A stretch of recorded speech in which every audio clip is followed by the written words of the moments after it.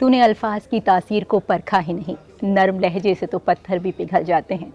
जी हाँ जनाब, मैं उर्दू के हवाले से यहाँ बात कर रही हूँ और ख़ास तौर से मैं नौजवानों के लिए कहना चाहूँगी कि इस ज़बान को समझें। ये हमारी तहज़ीब का हिस्सा है, हमारी एक तरह से संस्कृति है और हम कहीं ना कहीं अपनी सकाफ़त से आज जो दूर भाग रहे हैं। अगर हम इस ज़बान को पढ़ते हैं तो हमारे अंदर एक तरह की सादगी पैदा होती है और साथ ही साथ एक मोहब्बत का जो जज्बा है वो भी कहीं ना कहीं हिलोरे मारता है। और जज्बे की जब हम बात करते हैं, मोहब्बत की बात करते हैं, तो हम एक समाज को जोड़ते हैं अपनी मोहब्बत से।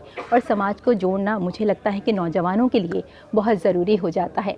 और जहाँ तक बात उर्दू एकेडमी की है, उर्दू एकेडमी हमेशा से इस ज़बान को फ़रोग़ देती आई है, मुख्तलिफ़ प्रोग्राम्स ऑर्गेनाइज़ करती आई है ताकि उर्दू ज़बान को तो फ़रोग़ हासिल हो ही, साथ ही साथ जो समाज में एक तरह से अगर देखा जाए एक दूसरे के लिए नफ़रतें पैदा हो रही हैं, वहाँ कहीं ना कहीं इस ज़बान को पढ़कर हम मोहब्बत को आगे बढ़ाते हैं। और वैसे भी कहा जाता है कि अगर आपको मोहब्बत करनी है तो उर्दू सीख लीजिए, और अगर आप उर्दू सीख लेंगे तो मोहब्बत आप अपने आप करने लग जाएंगे।